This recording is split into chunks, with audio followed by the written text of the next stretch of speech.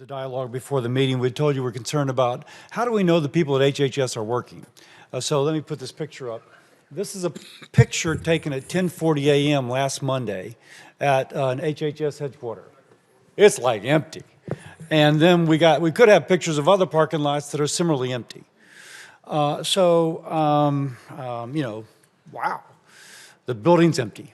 If there's no cars, the building's empty. What the fuck? Are you fucking serious? We just appropriated $3 billion. Well, first, tell me this, please.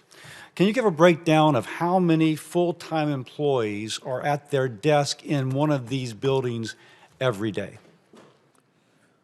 Senator, when you take a look at the workforce at HHS, and we're close to 90,000 throughout the country, and working in various parts of the country, some here in headquarters. By the way, headquarters, we have an underground. I got limited time, so this may be misleading.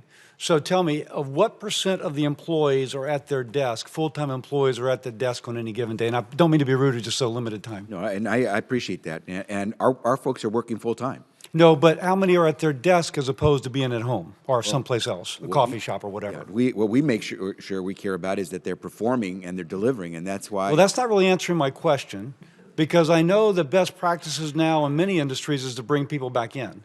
So is it 5%? Is it 10%? Is it 1%? How many folks are actually sitting at their desk in a government building when they are working full-time every day? And we have folks who, as they're working full-time. So it's kind of not a...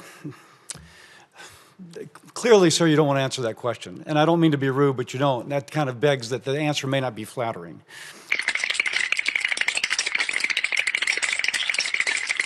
What does generous telework policy mean? If somebody hired into that program, how many days a month would they be expected to actually be in a government building as opposed to wherever they wish to be?